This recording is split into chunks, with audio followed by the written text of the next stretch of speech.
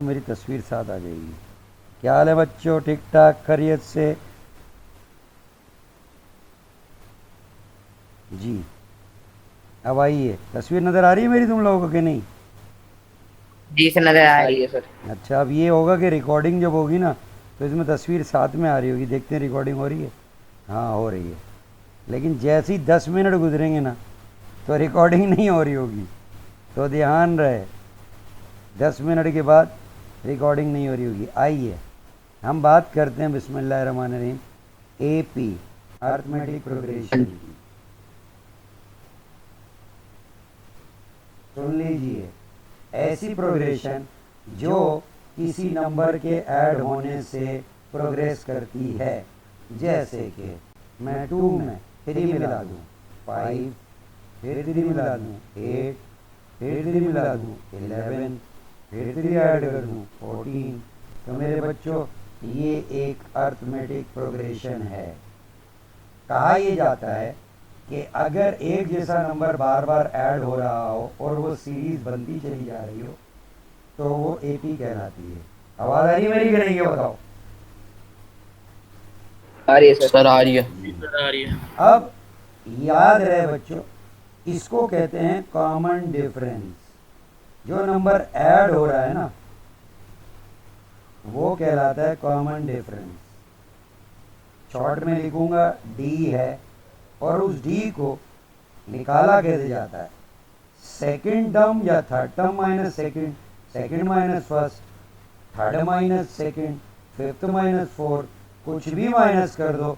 वो क्योंकि सीक्वेंस बना ही किसी एक जैसे नंबर के ऐड करने की वजह से है, इसीलिए वो नंबर कहीं से भी प्रोसीडिंग में से प्रीसीडिंग टर्म को लेस करने से निकाला जा सकता है।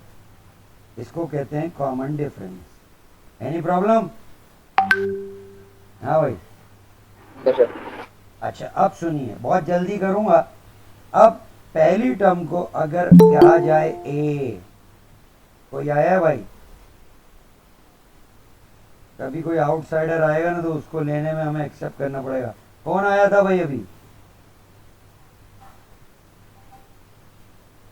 अच्छा, अगर पहली टर्म को ए सर कह कोई दूं, नवीद है, मोहम्मद नवीद। अगर पहली टर्म को ए कह दूं तो दूसरी टर्म ए और डी की फॉर्म में क्या हो सकती है, बोलो? Plus D, A D. A plus D, है ना? अच्छा, उसके अगली वाली क्या हो सकती है? A plus D plus A D. Plus वैसे ए तो प्लस होगी। Two D. हाँ, वैसे होगी A plus D plus D, यानी पिछली वाली में डी ऐड करना पड़ेगा। तो देखा जाए तो ए प्लस डी लिखने के बजाय हम उसको 2D लिखना पसंद करेंगे। समझ में आई? थोड़ा दिमाग चलाओगे तो समझ में आएगा। और इसी तरह अगर मैं उससे अगली टर्म देखूं तो वो हो जाएगी क्या आपके पास? ए प्लस 3D। सही है बच्चों? क्या हो जाएगी? ए प्लस 3D। सही है? इसी तरह चलते चलते चलते चलते चलते आगे की तरफ जाओगे तो आगे आपके पास चलता ही जाएगा सीरीज। लेकिन अगर मैं कहूँ यार तुम्हारी पहली टर्म ए है, दूसरी को तुम कहते हो ए प्लस डी, तीसरी को ए प्लस 2D, चौथी को ए प्लस 3D, तो टी एन को क्या कहोगे? तो आप क्या कहोगे भाई, जल्दी बताओ। A plus N minus one first into one. D. क्यों? क्योंकि जो नंबर की टर्म है डी उससे कम है। देखिए 3D है, तो जब टर्म एन होगी तो फिर A plus N minus one into D हो जाएगा। तो याद रखो, ये जो फॉर्मूला है ये किसी भी टर्म को निकालने का है। मतलब कोई फिफ्थ टर्म बोले, सिक्स बोले, 19th बोले। लेकिन मैंने तुम लोगों को एक चीज़ पक्की करवा दी थी कि भाई अब कोई बोले ना सेवेंथ टर्म क्या है, तो तुम जल्दी से उसकी एक्सप्रेशन लिखना तुम्हें आनी चाहिए। क्या होगी भाई सेवन टर्म? ए प्लस सिक्स हाँ, जो डी। जो चीता ये बोलता है ना क्विकली, समझो वो आराम से क्वेश्चंस करेगा। क्योंकि वो क्या पता है क्या बोल रहा होगा? वो ये बोल रहा होगा कि भाई the six seven term is 84। तो बंदा जल्दी से लिखेगा ए प्लस 6D बराबर 84, तो जल्दी अप्रोच करेगा। सही है बच्चों, समझ में आ रही है? अब आते हैं आगे। भाई एक बात सुन लो, ये तो चलो आपको बहुत अच्छे से आ गया। अब अगर हमारी एपी की सीरीज को कोई ऐड करना शुरू कर दे, सारी टर्म्स को कोई ऐड करना शुरू कर दे, तो याद रहे वो एडिशन के बाद जो उसका सम बनता है, हत्ता के आखिरी term a plus N minus one into d क्यों ना कर दे, इन तमाम का सम वो कहलाता है sum up to nth term. और वो तमाम टर्म को सम अप करने से जो इक्वेशन, जो एक्सप्रेशन बन के सामने आती है। अभी प्रूफ का टाइम नहीं है, क्योंकि आपको फॉर्मूला शीट में ये फॉर्मूले गिवन होंगे, तो टेंशन लेने का नहीं है। सर फॉर्मूला हो हाँ ना भाई, एपी जीपी के चारों फार्मूले, पांचों फार्मूले मौजूद होंगे।